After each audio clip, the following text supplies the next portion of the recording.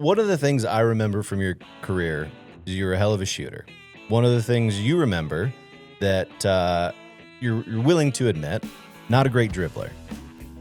Worst dribbler on the planet.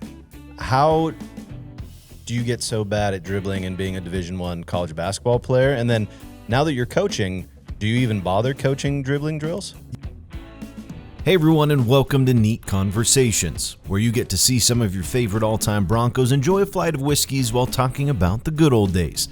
Neat Conversations is sponsored by Horseshoe Spirits, the nation's first collegiate spirits line. In addition to the collective's bourbon, Horseshoe Spirits also produces gin, rum, and vodka, with proceeds from all sales going to the Horseshoe Collective in support of student-athletes' NIL efforts in partnerships with local community organizations.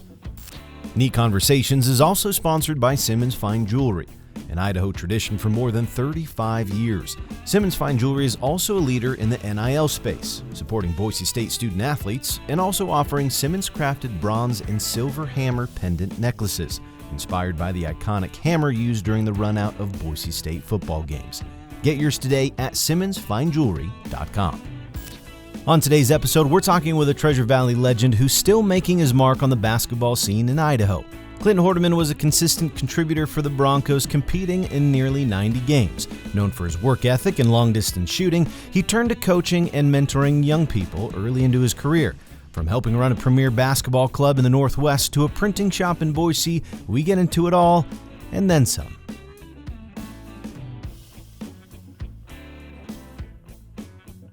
All right, Clint Hordemann, we appreciate you being here. And before we got going, we were talking whiskey, and you were like, I like whiskey. I don't have a preference. I don't know whiskey. So walk me through what whiskeys have you enjoyed and maybe some of the questions you might have about the whiskey world in general. I love Pendleton. That's my favorite, my go-to. Crown, kind of the Jameson, the ones that are on the shelves at the local pub. But I think one of the questions I started with you is, I don't think I really know the difference between whiskey and bourbon. Is there a difference? What makes it different? Do they taste different? What have I been drinking bourbon and thought it was whiskey? Talk to me. What do we got? So great question. The quippy answer from everyone is that all bourbon is whiskey, not all whiskey is bourbon. So what that means is within the whiskey family, you've got all sorts of different varieties. Your Pendleton, it's a Canadian blended whiskey. You've got Scotch, you've got Irish whiskey. Japanese whiskey is huge as well. Bourbon is distinctly American. So the three things that make it an American spirit and make it a bourbon, it's got to be made in the United States. It's got to be 51% corn in the mash bill or the ingredients, and it has to be aged in a brand new charred oak barrel. So with whiskey, one of the things that I really like about it is you get a lot of sweetness from that charred oak barrel, a lot of those caramel notes. And sure enough, the Horseshoe Spirits, the collective bourbon, is a bourbon distilled in Kentucky. We love it. I think you're going to enjoy it based off what you've had before. So cheers to our first pour. Collective's bourbon.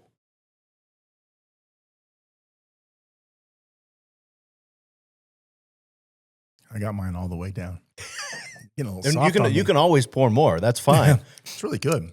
So we were talking, you may not have those tasting notes just yet, other than I like it, I don't like it. You pick up on any tasting notes with that one? I can be honest with you. I don't know what a tasting note is. I like the aftertaste a ton. It's really smooth. It was easy to drink. And that's kind of, I think, the reason why I like Pendleton is because it's just kind of, you don't have to think too much. You're just enjoying it. It's got that nice, warm, fuzzy feeling inside when you drink it. But that's terrific. So tasting notes, basically what you get from it, right? So the manufacturer suggested tasting notes. Everyone's got their own palate. Bold oak, lightly spiced vanilla and apple. So the next time you get another drink of that, you let me know if you pick up on that. Well, so pour me another glass. What are we waiting for? So as I pour you another little bit of that, walk me through. You're a bit of a local legend. You grew up in the Valley. Walk me through your college recruitment. You didn't end up at Boise State right away. You don't have social media to reach out to head coaches. You're sending VHS tapes back in the day. So walk me through how high school Clint got to be college basketball player Clint. So I went to Centennial High School first. We had a great team there. We won a state championship, and that was in 1995. I was the first graduating class at Eagle High School. Going through the recruiting process, and we had a great year there too. And I loved my experience at Eagle as well. Going through the recruiting process is when I was a senior, I had committed to the University of Idaho. So don't boo me over the camera. Um, a gentleman named Wes Cravens, who's one of the funniest, telecast, broadcast guys on TV, I think mostly Fox or CBS, was the coach at Idaho. He gets fired. I go up to Idaho to go sign my letter of intent. And I found out the cruelties of recruiting at that moment when the head coach, which is, oh my gosh, who was it? I mean, I talked to him one time, basically said he was at Utah State. He was recruiting one of my best friends, a guy named John Harris, that I played with at Centennial. And he said, I'm going to give your scholarship to John.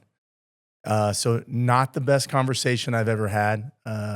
Essentially me and my dad kind of breaking out in tears. My parents were from Moscow, both Vandals. My brother was currently at school at University of Idaho. I was planning on being his roommate. We had it all laid out. And again, found the cruelties of recruiting at that moment. Kind of was calling around to some of the schools that had recruited me, but back then it was a lot different than now. They had all kind of given away the scholarships that they were presenting towards me. So I didn't have a place to go.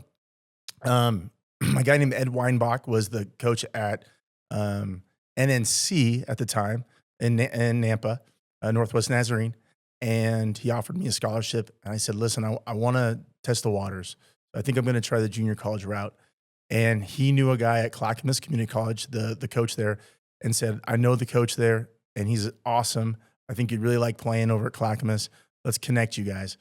Drove over there, met with the coach, did an open gym with them. Thought it was a great opportunity.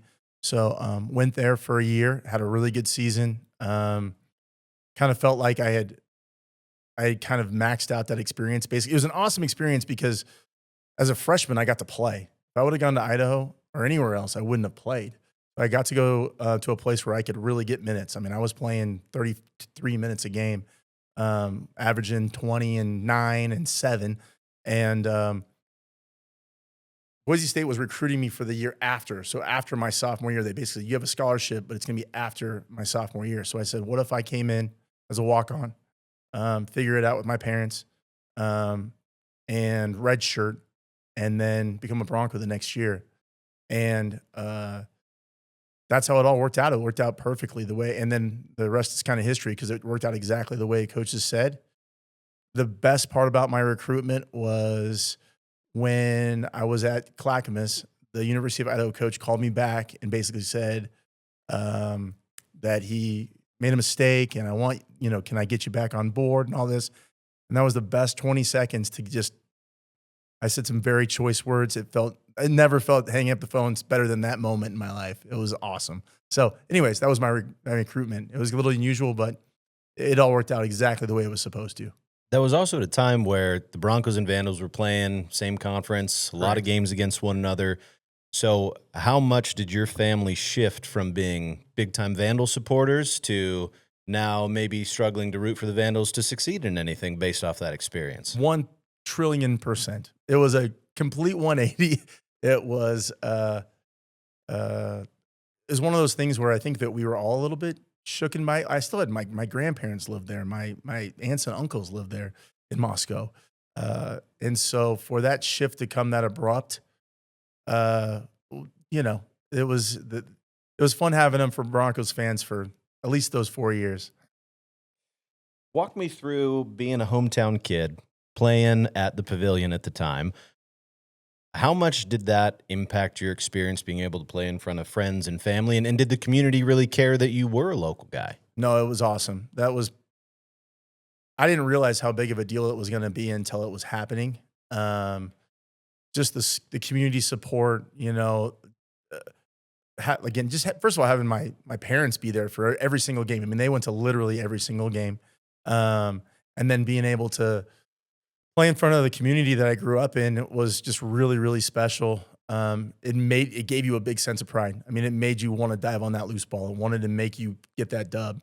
And it also, was kind of painful when you lost, which is when you knew you cared. Like, in other words, if it didn't hurt, then I would have thought, man, I don't care about this. But it was a big deal. It was a big deal in the off season to train right. And it was also awesome just to be around a community I knew I was going to continue to live in, to just meet great people and build those relationships and build those partnerships and really foster that. I had some really good people around me, players, guys like Mike Hagman, that really told me to take advantage of this opportunity to meet the right people in town to help me build that foundation for the rest of my life, which worked out. I mean, I knew I wasn't going to play. I mean, I'm a 6'3" white guy from Idaho. I knew I wasn't playing in the NBA. So I was trying to build my resume and my network and get a good education. You had an experience where you were able to play college basketball blue blood in Gonzaga. Hopefully that becomes a part of the story for many Broncos moving forward, beating the Zags. But up until now, not many Boise State teams have done that. So walk me through playing the Zags and that game in particular for you. We played awesome that game. That was Abe Jackson, I think, hit like 9 threes in that game. We had actually played them the previous 2 seasons, and they had beaten us. We played them up there at our place, and they beat us. None of these games were blowouts. Like they beat us by, like, let's say 6, and that was a great team with Roberto Bergerson and Jerry Washington. We had an awesome team, and so it was a dogfight. We go up there my junior year, play at, wasn't the Kennel where it's at now. It was like the old school. But they were on top of us, and they were going crazy, and that was a really good game. But to play as well as we did, it wasn't just beating them. I mean, we crushed them that game. That was one of the funnest experience. The crazy part about that game was earlier in that week, or the week before, we had all gone to a game over at Idaho State. And we play Idaho State, and on the way home, literally we get home the next day, I think like 5 of us got like the worst food poisoning ever. Like, I mean, like I thought, like there was a point in time where I thought I was dying. But it was me, and Abe Jackson was one of the guys that was sick. And a few other, and so, you know, our practices that week were not great, but I think the energy level for us just kind of popped right at that moment.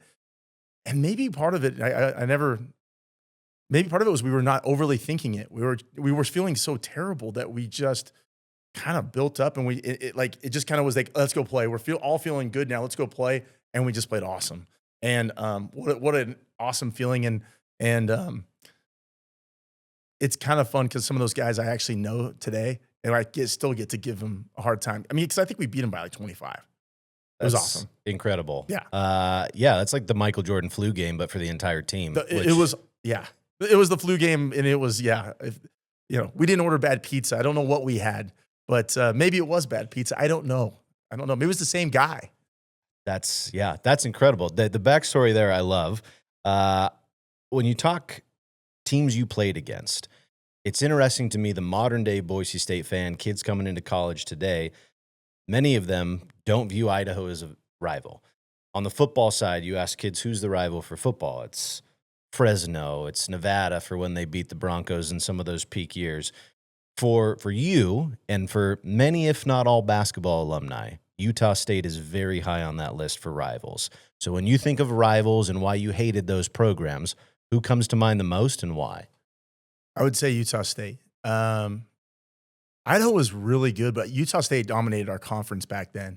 And they had the rowdiest, most crazy fans you'll ever experience. They had gotten the best out of us several times. I'm going to tell you right now, on senior night, Troy Roll dunked on me harder than any person's ever been dunked on. If you want to see it, don't worry. If you look up the top 50 dunks of all time, I think I'm number 48 or 49. The good news is they didn't ask me, but they put my name in it. It's got like 10 million views. And it was the third play of the game on their senior night. But we just hated them. I hated their stupid plays. I hated that Stu Morrill's a good dude. I hated Stu Morrill. I hated everything about them. We had a great overtime win at home against them.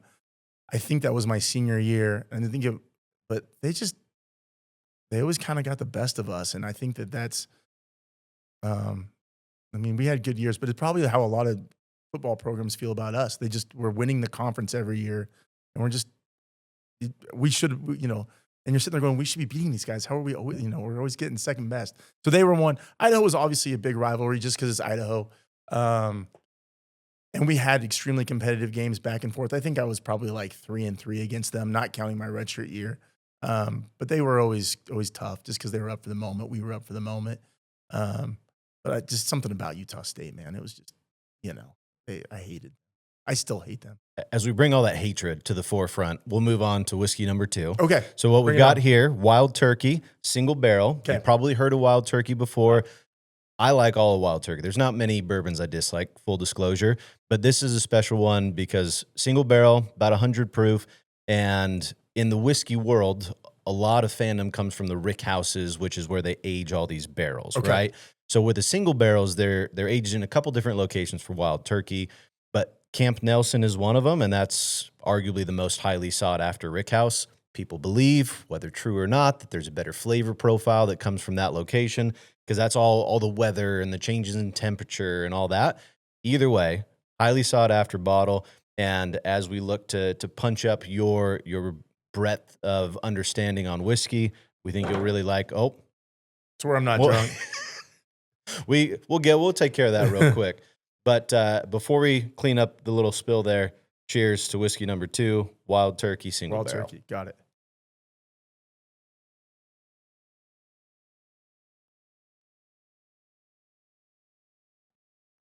That one kind of hits you in the nostrils. That one's, but it's good. It's got a bit of a Kentucky hug, is what they call that one. It kind of stays with you for a little bit longer. Yeah. It's good. It definitely gives you a little bit of burn, you know what I mean? As it's coming down, it's holding on tight, but it's solid. That's not bad. I mean, honestly, like, I couldn't tell you I would go and buy that one. Okay. All right. But it's not bad. It's not bad. All right. So I want to go back to many of these core memories you had as a player. Most of them on the court with teammates. Walk me through Clinton Fox climbing up a flagpole. Okay. So let's just say that some of this was involved. And so Clinton and I and my friend Joel were walking back to the dorms. I can't remember exactly where we were coming from, but it's probably midnight or later. It could be 2. I don't know. And we were over at a friend's house that was across the street. So we're walking back. And I look up and there's this awesome Boise State University flag, like one of those that hangs on, I mean, you're talking, it's got to be 40 feet up in the air. Clint Fox is about 6'7", 6'8", probably about 220. And we're just walking and I'm like, man, that flag is awesome. I'd love to have that flag. I'd put that right in my, I'd hang that up in our room. And Joel's my roommate. And Joel's like, oh, yeah, that thing's awesome. We just keep walking. And then we realize that me and Joel look at each other and we're like, there's only 2 of us right now. And we look over and then we look up and he's scaling this thing like Godzilla, and he goes up there, he rips it off the top and he climbs. I mean, he's from Australia and I don't know, maybe they're climbing trees or something crazy over there. But he comes down like it was nothing, folds it up and hands it to me. Hey, guys, with this awesome Australia accent. No worries, guys, I got you. And I'm just like, I wasn't saying that I wanted you to steal it. I will say that was 30 years ago. It's hanging up in my office right now. There we go. So you still accepted the stolen goods. Yes, borrowed. At some point in time, I might give it back. You never know. Like, I'm not climbing back up there. He's got to come back over. He's probably in Australia right now. He's going to come back over and put it back. I'm not doing it. One of the things I remember from your career is you're a hell of a shooter. One of the things you remember that you're willing to admit, not a great dribbler. Worst dribbler on the planet. How do you get so bad at dribbling and being a Division I college basketball player? And then now that you're coaching, do you even bother coaching dribbling drills? Yes. Okay. So to take it back, I didn't know I was a bad dribbler when I got to Boise State. And we're playing all these, we start off and we go in the gym and I'm playing open gym and, I take a couple dribbles and I get the ball stolen from me because the defense is now at a different level. It's a different world, especially a Rod Jensen taught defensive, veterans guarding me. They were they were licking their chops. I was fresh meat out there. And so I was like, I'm trying now. I find myself catching and I'm dribbling backwards and whatever. And I can't remember if it was Roberto or somebody that just says, listen, you want to play out here. I know everybody's taught you your whole life. You got to be able to dribble and do all this stuff. Catch it, strong and triple threat. And literally, if you either shoot it, you take one dribble forward and pull up and shoot it, or you just catch it and you pass it as fast as you can. And so when I say I'm a terrible dribbler, I could steal the ball and maybe straight line dribble to the basket like as fast as I can. But as soon as a defensive player got anywhere near me, you go watch tape, I'm getting rid of that thing as fast as it's like hot potato. Because I couldn't dribble. Like I would work on shooting. I would work, I just could not figure out it was awful. So going to the coaching standpoint, I sometimes have dribble limits on my guys. Some of them are great, those years, again, Jerry Washington, CJ Williams, Joe dribble all you want. Clint Hordemann, no. Rich Morgan, no. Even Abe, why dribble? Just catch it and shoot it. So some guys, it's like, yes, we're going to work on ball handling. And again, if I had a time machine, I would go back and work way harder on dribbling and handling the ball. And I was so far behind the eight. I didn't even realize how they just suffocate you. And the worst thing you can do is put the ball away from your body. So you'll see an occasional left dribble pass. But if you find any film that has me dribbling more than 3 dribbles at any point in time, you let me know. Because that thing's worse. That's a classic.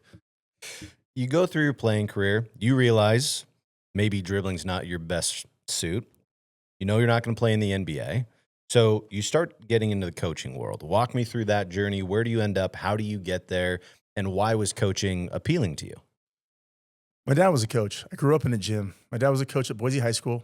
I grew up around the game. And I love the game. I think it's the greatest sport in the world. I think just athletics are the greatest thing in the world. Teaching lessons, and especially for teenagers and the adversity it brings and how you've got to be tough and resilient. All those things are so, as well as the successes. When I got done with college, I bounced around with some different jobs, but I was just trying to find myself, figure out what I wanted to do. I coached at University of Nevada, Reno for a year under Coach Johnson. He was a Boise State alum. He actually got his first coaching job for my dad at Boise High. He was coaching the sophomore B team. You think of what he did in the end and the levels he got to and where he started literally coaching the sophomore B team at Boise High School. That's quite the journey. But I figured that wasn't exactly what I wanted to do. I worked a little bit with the Stampede when it was here, trying to figure out that it didn't really sink. I took a job as a financial advisor. And while I was doing that, I had a really flexible schedule. And I kind of got introduced to AAU basketball. And I started training and working with players. And I was finding that the stuff that I had learned at Boise State and the things I had learned throughout the years, I could teach. I could really teach them teach kids, the fundamentals and the different things. And so those kids were getting better fast. I mean, like really fast. So in the end, we started forming some teams and doing a lot of trainings. And so it started off as like one team based right here in the Valley to now we have, 25, 30 teams that range from, 4th and 5th grade all the way up to seniors in high school. And it was just kind of a natural progression. I got to work with my brothers, my business partner, and the guy that I get to see every day and talk about this. And he was in that same gym when we were growing up. So I think it was just something that's part of us. And I will say this, the coolest part about basketball, when you get to a certain level, it gives you a voice. If I wasn't a good player at Boise State, if I was just the average Joe, and it's not fair, I'm just saying that if I started talking about basketball, they'd listen. Whether it was completely wrong or not, people around, dads, moms, families, kids are listening. And so what's nice about that is like when the proof is kind of in the pudding, like you're like, listen, if you do this, this can happen. They're just automatically listening and they're dialed in. And so it was actually very organic, very natural. And I love doing it. I don't. I'm having a lot of fun right now. More directing because I'm spending more time traveling with my daughter and her volleyball stuff. But love being around the kids. Love mentoring. Love talking about the mental side of the game. I like good stuff. It's just natural and it feels awesome. It's great stuff. How different are all those levels of coaching? You were with, like you mentioned, Hall of Fame caliber coach at University of Nevada before you went on to success in a bunch of other locations. You're with the G League, with the Stampede, and then you're with these high school age kids. So how different and what are the benefits and maybe pros and cons of each of those types of coaching? Yeah. So from the college standpoint, honestly, like when you're in the entry level position of a college coaching, it's fun to watch the development and learning and whatever. I was always my biggest thing was always the development piece, watching them how they're making players better, watching them how they're training, on and off the court, in the weight room, all those things. But it was a lot more I was doing kind of not a lot of the on court stuff and whatever else. And it wasn't that I disliked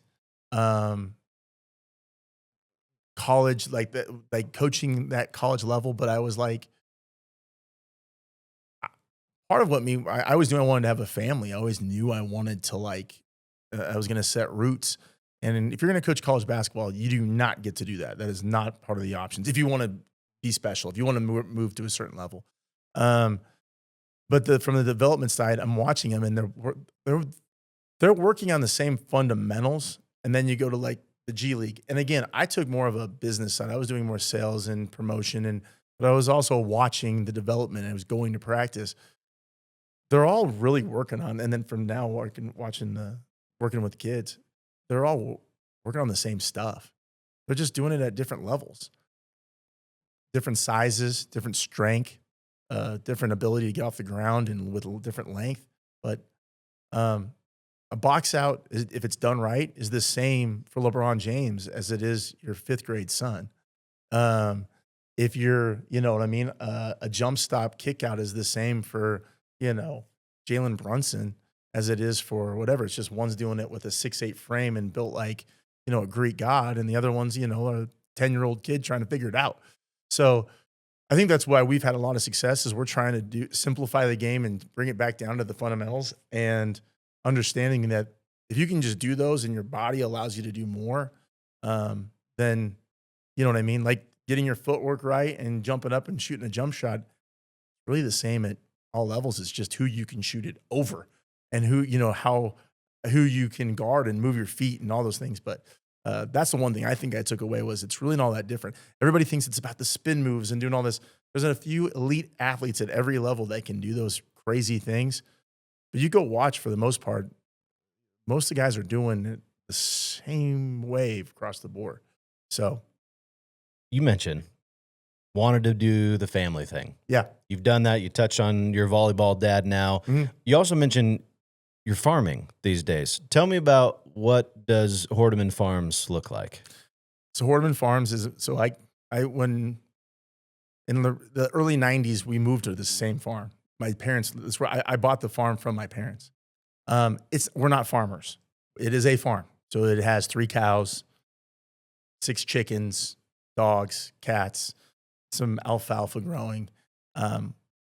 It's super fun. It's perfect for a one-man band, so to speak, me and my family, to get out there and kind of get one with earth and kind of have some fun, ride the 4-wheelers around and pretend like we're doing a bunch of important things. But I think it's just for us, it kind of represents like and you already mentioned, I'm not a social media guy. I'm not, when it's a Saturday, my ideal spot, if I'm not coaching or doing whatever, I just want to be away from everyone. I want to be with my family. And I just like that peace and quiet. That's the best part about it, honestly. That's a lifestyle that not many people get to experience or even see outside of TV and film. So while it's not your livelihood, yeah, what is one of the most challenging things about having a crop on your property, having livestock on your property that people may not fully appreciate the challenges that come with that? It's basically this, the chickens, the cows, the crop, you don't get to ignore. You don't get to say I'm having a bad day, so I'm just not going to go feed my chickens or cows or whatever. I'm not going to. And a lot of them are doing a lot of it kind of takes care of itself, but if there's a problem that happens, if one of those cows steps on a irrigation pipe and it's spraying all over and not watering the grass, or same with the crop, whatever, you don't get to just sweep it under the rug and pretend like it didn't happen and take 3 days off. You have a little grit and you figure it out and you get out there and you fix it. I've said that farming is a reactionary deal. Like, you set it up, you try to anticipate, but then something's going to go wrong, because these animals, they don't care that you set up that, that corral the way you wanted it. And when they step on it, they're breaking it, whatever it is. If we had a small incident with some chickens. If that hawk is hungry, you better be moving fast, or that hawk is taking your chicken and you don't get eggs the next day. So it's just kind of one of those deals where Mother Nature takes over, but there's always something. And it's kind of a fun thing, but it's a challenge. You can't just, again, ignore it. It doesn't go away. We always say you can push the work off, but it's going to be there tomorrow. So you better get the lawnmower out or the chainsaw out or the whatever and just go take care of the problem. I think that's the best. There's never nothing going on. There's always work to be 100%. done. So you're always just kicking the can down a little bit further until you get there. So as we kick the can down further on this whiskey flight, I'm excited, a little bit nervous about this one for you, because when I started drinking whiskey consistently, Crown was my go-to. Okay. Very similar in Canadian blend, just like your Pendleton. And then I got to a point where I wanted a little less sweetness than Crown, a little more complexity, a little higher proof. And I think this Henry McKenna bottled in bond bottle is like the perfect next step up. Okay. What it is, 10 years aged from the Heaven Hill Distillery, 100 proof, so not too hot. It's not going to give you a ton of that Kentucky hug, but should have plenty of good flavor. And we hope you enjoy Henry McKenna. See this laser focus? Look at that. Cheers. Cheers.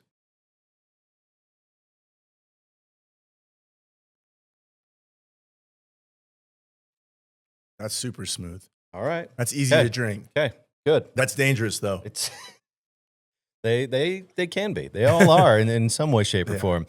But can you pick up on anything? Are we getting any caramel? Are we getting honey? What might you be tasting within that last one? Smooth.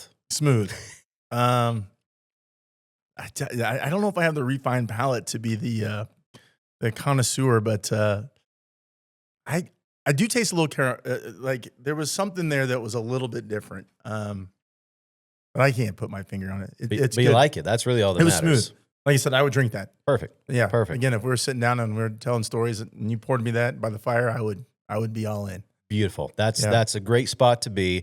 I'm curious, from your perspective, you see the AAU culture from a very firsthand point of view. I grew up playing AAU basketball like you did, but growing up in the Treasure Valley 15, 20, 25 years ago playing AAU hoops was very different than it is today. So when you look at it from 1,000-foot, 10,000-foot view, is AAU basketball a good thing for the sport of basketball? And if it is, where maybe some of the flaws in the current system where you've got kids, it's their whole livelihood, they're sponsored teams. Just how different is it? I would say that, okay, so for one, the time frame from 15 years ago, which I was involved, to today, which I'm still involved, it's become way bigger. A lot more kids are playing it. A lot more people feel like it's a necessity. And I just mean that in the sense that if they want to get recruited, they feel like that's my ticket. And they're partially true. I mean, I'll tell you right now that the best part about AAU is that you're taking the talent to where they can watch a lot of kids all at once, especially in a valley like this. To say that some great college coach from out of town is going to come flying in to watch maybe one, maybe two players, probably not the best bang for their buck. So what AAU does is allow for us to get our players, our athletes from all over, small towns, big towns, and take them to the college coaches so that they can sit there and evaluate, 100 kids that are potential prospects for them.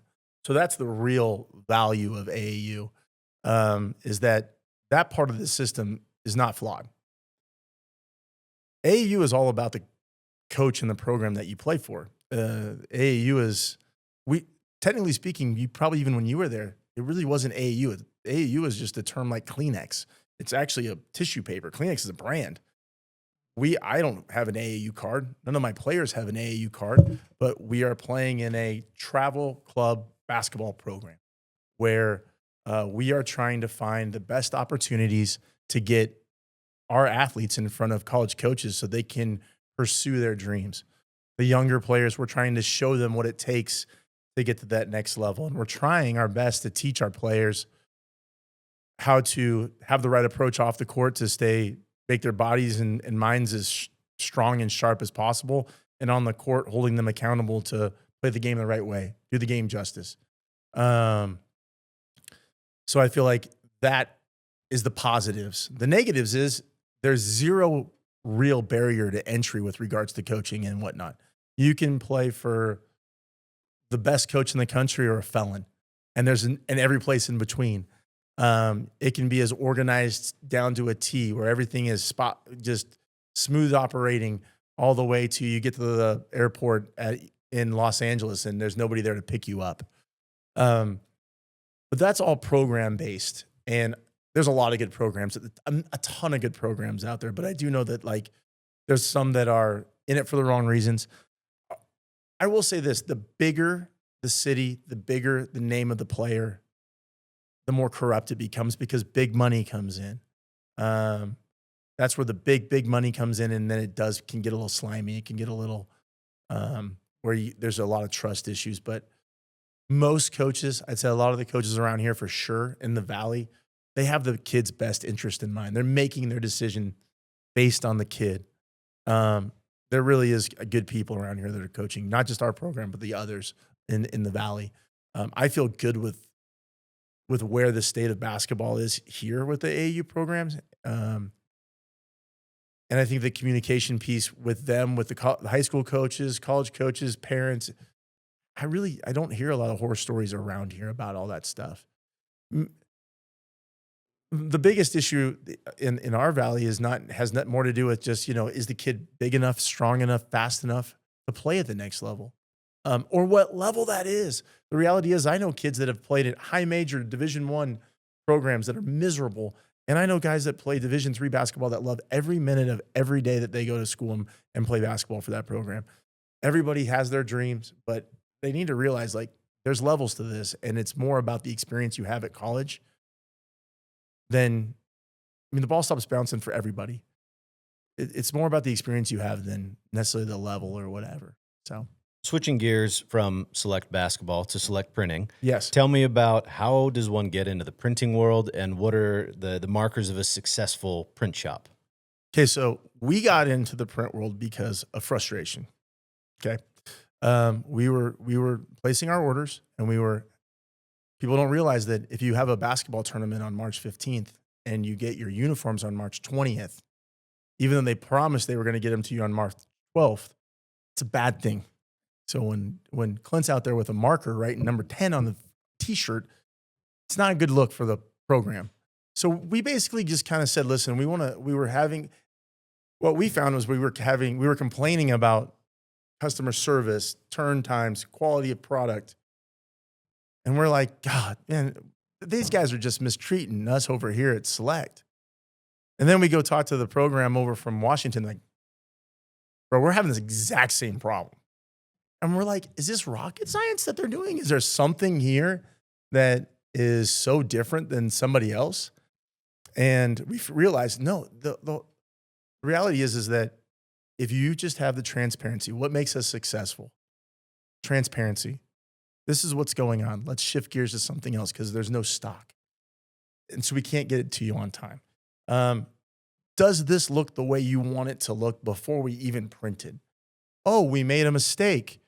I'm going to replace all of those items for you for free because we made the mistake. These were the words that we were really wanting but never got. And we just said, enough is enough.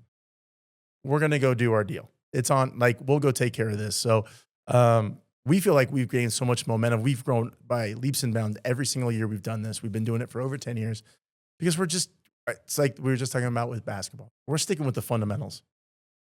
The crazy, sexy, whatever thing that's a fad that we may or may not be able to get our hands on, that's what you're looking for.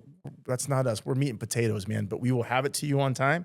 We will have it to you for the right price. And when your conference comes up, you've got your gear and you look great. You look exactly the way you get what you were hoping for. So anyways, it's not rocket science, but apparently it was at one point in time because we were struggling every year. I can tell you as a customer of Select Printing, that's all accurate. I ordered a bunch of stuff for my wife's business. Okay. It came in before I was told it would be in, the exact same price I was quoted at. Everything looked great. I still wear the gear today and it's held up strong. So kudos to Select Printing. Let's go. High quality Thank organization. We love Select Printing. Thank you. Now, we're going to switch gears a little bit. We talked about student athletes and their experience today. So different than when you were there. You talk about the benefits of your era, but there's different benefits today, primarily on the money side. Correct. When you look at it today, you've got these two different experiences. Which one do you think is better and why? I mean, the money is really great. I mean, I think it's really, I want to go on record to say, I think that the players should be getting compensated. We need to put rules and regulations in place to make it so it makes sense, which I know can be a challenge. There's a severe lack of leadership on the highest end. So that's why we're having problems. But kids should get played. I'll tell you this story for 10 seconds, and it's no disrespect to our coaching staff, but we at the end of our sophomore season, that's when we had Roberto and Jerry Washington, all these guys. We had the best team. We win 26 games or something crazy. I remember lying on the couch, and I just want to make sure I wasn't super upset about this, but I've got broken fingers. I dislocated my shoulder that year. My hip is killing me. And I look on the news and they're talking about how coach got a $120,000 raise. And I'm going, hey, I live with Mike Hagman. Mike, is there any chance we can get maybe a couple Keystone Lights over here? Because I'm dying. My body's killing me. And I'm going, man, it should have been nice to get a fair compensation. So at least they said, you played great. Here's a little raise. There's a little bump in what you were doing. But anyway, so that money piece is great. But part of this is the era. I grew up, I played ball not through social media. Not every kid had a camera in their pocket to either make me look great or make me look stupid. There was no pressure. In other words, I do think that gambling has become such a major part of our sports. And you lose $800 on your parlay because I missed a free throw. You can look at it and go, what? That's just a kid. Back in my day, that's just a kid. He was trying his best. He gets that scholarship, which is cool, but there's no big thing. If they knew I was making $1.2 million and I missed that free throw, I'm getting lit up on social media. It's going crazy every which direction. So all these pressures that are happening now, all the mental, I will say a lot of the mental, tough issues that are going on. I understand that because you're in such a spotlight, and it's there because there's so much social media on you. There's so much scrutiny on any mistakes that you make because there's just more at stake, and you're getting paid all this money. So the average Joe down the street that's I'm making 40 grand a year and I lost $50 on my bet. Of course I'm going to be pissed off at the guy that just made 480 grand and I lost money on it. So I just know this, for me, I got my school paid for the most part. I got to play with the best people on the planet and I grinded it out and have a ton of pride in that. Would the money have been cool? Yeah, it would have. But I can always make money. I can always go make money. It is what it is. You can't take away those experiences. And you get to where a lot of these kids now chase money. So they're not building that long-term relationship, not only with the other athletes on the team, but with the boosters and the community. So it's becoming more and more shallow. Whereas for me, I knew I may not have walked away with all that money. Guys, listen, I'm going to be honest with you. They would have given me pizza. I wasn't very good, but there's other guys that deserved a lot more money than I did. But what I'm saying is, I would have rather had that foundation than a lot of that money. In the long run, I think that I probably ended up 10x what I would have gotten paid on that short term, if that makes any sense. Yeah, absolutely. I think that's a very nuanced way of looking at it. That's hard to see when you've got dollar amounts being thrown around like they are today. We'll finish the show like we do every show. Your message to Bronco Nation, whatever that is, it can be the fan base, the current basketball team, however you interpret that. Your camera's right there. Looking at that camera and give a message to Bronco Nation. Believe. I'm telling you right now, there is such amazing things happening with this program and our leadership that believe, because everybody thinks that the best days maybe are behind us. No way, not with this crew, not with this leadership. So believe in what's going on. Keep investing, whether it's time, energy, whatever, money, whatever, but believe. It's big things are happening, and go Broncos. Love it. Clint Hordemann, thank you so much. Awesome.